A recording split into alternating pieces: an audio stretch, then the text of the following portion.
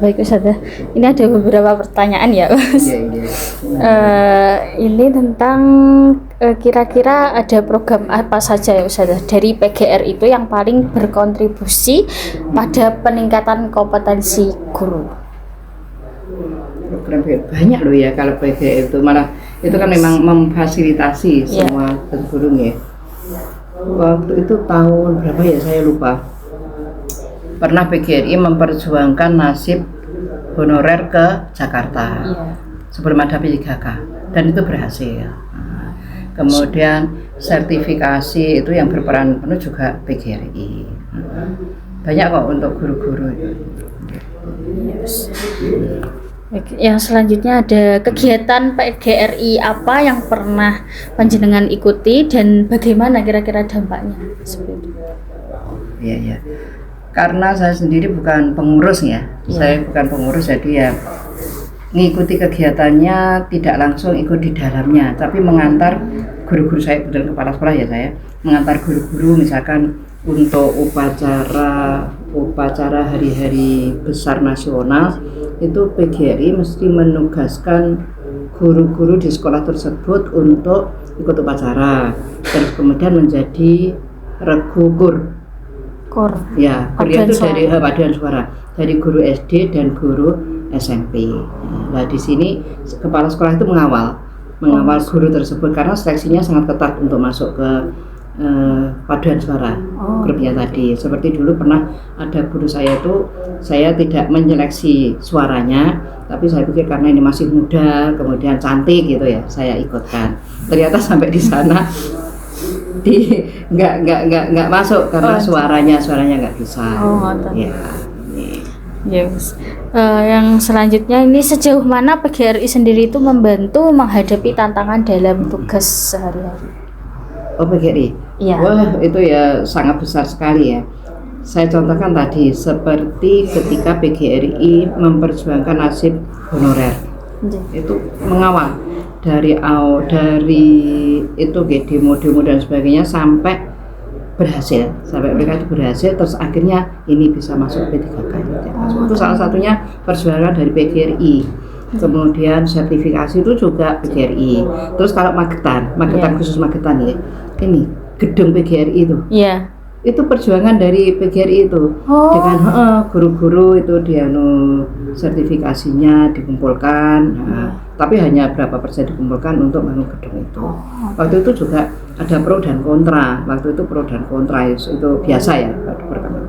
Tapi ternyata kan sekarang kebermanfaatnya itu dari ketua PGRI Pak Toyib waktu itu. Itu tahun berapa kira-kira pas memperjuangkan hak honorer itu? Sekitar saya masih jadi guru itu. Sekitar tahun saya jadi kepala sekolah 2014, sekitar tahun 2010-an. Ya sekitar itu. Mungkin masih SMP ya? Belum Mas, masih SD ya? Dulu jenengan jadi kepala sekolah di mana Mas? Di Sukowinangun, pertama di Sukowinangun 4, kemudian di Sukowinangun 2. SD atau? Ya, SDN. Yang di Sukowinangun 2 itu inklusi. Sekolah binaan, inklusi? Iya, binaan dari Unipma. Masya Allah. Pak Marek 4, Dr. Bambang. Yang selanjutnya, aspek kompetensi apa yang paling terbantu oleh program dari PGRI? Kompetensi itu ya kan mesti memfasilitasi untuk diklat, workshop dan sebagainya di situ ya.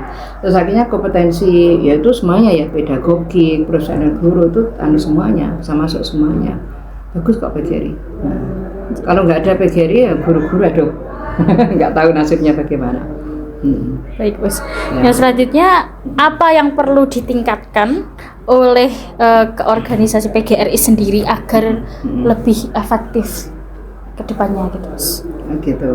Ini kebetulan saya sudah pensiun ya, jadi tidak begitu mengikuti lagi kegiatan PGRI, hanya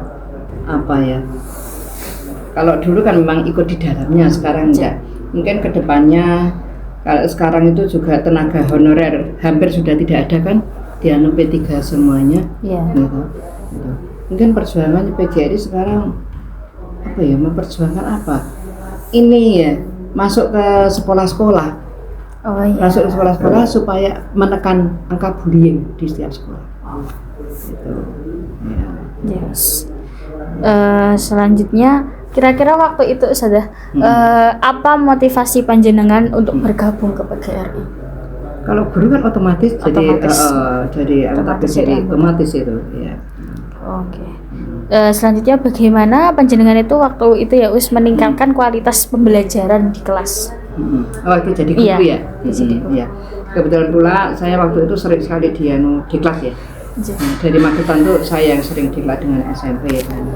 Nah, dari diklat itu saya mendapatkan pengetahuan, mendapatkan ilmu, saya sebarkan pada teman-teman yang lain. Terus otomatis sekolahan saya, karena saya sering mendapat ilmu duluan, sekolah saya juga maju. Gitu. Saya dulu di SD Magetan 2 ya, jadi favorit itu. Oh, jelas. Yang selanjutnya ini ada apa yang panjenengan lakukan jika menghadapi kesulitan waktu itu dalam mengajar? Oh, waktu itu dalam mengajar, kalau kesulitan itu mesti ya, Mas? Yeah. Mesti ya, kesulitan itu ada. Cuma kalau di SD itu, kalau waktu itu saya kan masih di sekolah umum, di sekolah favorit putranya pejabat nih, intervensi dari orang tua murid. Itu karena putra proteknya dari sana. Tetapi di balik itu dukungan dari orang tua itu luar biasa, luar biasa. Bagaimana panjenengan itu meningkatkan hubungan dengan orang tua siswa pada saat itu? Gini, kalau dulu waktu masih jadi guru, kemudian saya fasilitator FBI, itu memang ada program untuk pemberdayaan masyarakat, termasuk diantaranya orang tua. Itu sering kita ajak 1 bulan sekali itu ada pertemuan dengan wali murid yang sekarang dikenal dengan nama paguyuban itu. Dari situ kita menjalin hubungan ya, dan bagaimana program di sekolah itu bisa dijalankan antara sekolah dengan keluarga, karena sekolah tidak bisa berjalan sendiri. Begitupun ketika saya menjadi kepala sekolah di sekolah inklusi, karena sekolah inklusi itu sekolah yang sangat istimewa dan perlu dukungan penuh dari keluarga dan masyarakat. Jadi setiap 1 bulan masyarakat itu kita undang, lingkungan sekitar, tokoh pendidikan lingkungan sekitar itu kita undang, bagaimana mereka itu bisa memajukan pendidikan di Sukuring 2 itu. Oh yes. Kalau orang tuanya itu hampir 2 minggu, karena ada pengajian 2 minggu sekali. Kenapa kita kemas dalam pengajian? Karena kita pada orang tua supaya menyadari bahwa anak berkebutuhan khusus itu merupakan amanah dari Allah yang tidak boleh disia-siakan. Nah, orang tua yang anaknya normal juga supaya menyadari kalau anak lahir seperti itu bukan kemauannya anak, bukan kemauan orang tua, tapi itu memang amanah dari Allah. Jadi mereka saling mengisi, saling melengkapi, tidak terjadi menekan angka bullying. Kalaupun bullying itu ada ya, tapi ditekan bagaimana supaya tidak sampai menyakiti keduanya. Yang reguler tidak menyakiti ABK, yang ABK tidak mengganggu reguler. Berarti tadi di SDN 2 ya, Wes? SD Sukowinangun 2. SD Sukowinangun 2 berarti udah jadi sekolah inklusi. Udah. Oh, itu dari tahun kapan, Us? Sudah lama. Sebenarnya rintisannya itu sudah lama ya, sudah 2017. Iya. Rintisannya, tetapi tidak jadi. Karena kan sulitnya kenapa? Iya. Orang tua itu menolak. Oh. Katanya waktu itu saya belum di situ. Itu kan? Dari orang tua yang reguler itu menolak, nggak mau dijadikan satu dengan anak abnormal gitu kan. Nah, terus saya jadi kepala sekolah di situ. Saya dulunya kan D2 saya itu dari PLB, jadi ilmunya di situ kan ada. Itu kemudian orang tua kita ajak ngomong bareng-bareng. Waktu itu bupatinya masih Pak Prawoto, waktu itu mendukung penuh. Itu saya ditanya, sekarang apa yang dibutuhkan oleh sekolah inklusi? Saya ngomong, saya butuh psikolog. saya butuh ini guru sini dan sebagainya. Loh ini harus gandeng perguruan tinggi. Sekarang kalau kita gandeng perguruan tinggi di negeri sulit, jauh karena tempatnya. Di Madiun aja mana? Nah, saya itu PGRI karena saya S2 saya juga PGRI tapi Surabaya. Itu akhirnya PGRI yang waktu itu terus turun ke sekolahan. Bapak Dr. Bambang ya Pak Warek 4 itu ya Pak Bambang itu. Kemudian dengan kalau nggak salah 11 kaprodi termasuk Bu Dewi baru datang ke Sukawinang 2 nganalisis kesulitan di sana apa, setelah itu kemudian mulai mendampingi itu sampai hampir 1 tahun. Terus jadilah sekolah inklusi rujukan di Kabupaten Magetan itu dari PGRI Madiun, dari Unikma itu ya. Berarti sudah ada guru pendamping khusus ya untuk siswa-siswa yang ABK itu sudah kalau aktif. Gini, guru pendamping khususnya karena di sini di Magetan itu kota kecil ya. Untuk mencari GPK itu sulit. Apalagi yang backgroundnya dari basicnya dari PLB itu tidak ada. Akhirnya yang ini lulusan dari Unikma yang dulu pernah praktek di Sukawinang 2 ke situ kita untuk bantuan anak itu. Tapi dapat HR-nya dari orang tua itu yang mereka yang mampu. Yang bisa membayarkan kan hanya yang mampu. Sementara yang tidak mampu juga banyak. Nah yang tidak mampu itu orang tuanya yang dampingi. Orang tuanya atau kakaknya pokoknya dari pihak keluarga.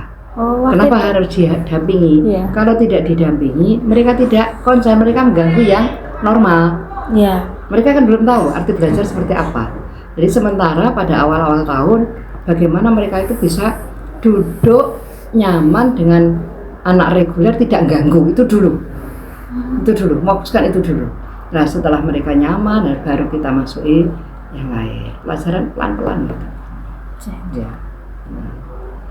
Waktu itu apa enggak mungkin dari kelas kayak gitu dipisah dulu atau berapa? Karena kita waktu itu mengambil metode full ya. Kalau dipisah ada plus minusnya. Kalau dipisah memang itu nanti anak reguler tidak terganggu, mereka di kelas tersendiri, tapi sama saja seperti SLB. Tidak interaksi dengan anak normal. Terus akhirnya ini di sistem satu kelas itu hanya ada 2 ABK. Kalau terlalu banyak nanti juga mengganggu, hanya 2 ABK. 2 ABK itu pun harus didampingi. Kalau tidak bisa GPK dari keluarga tadi.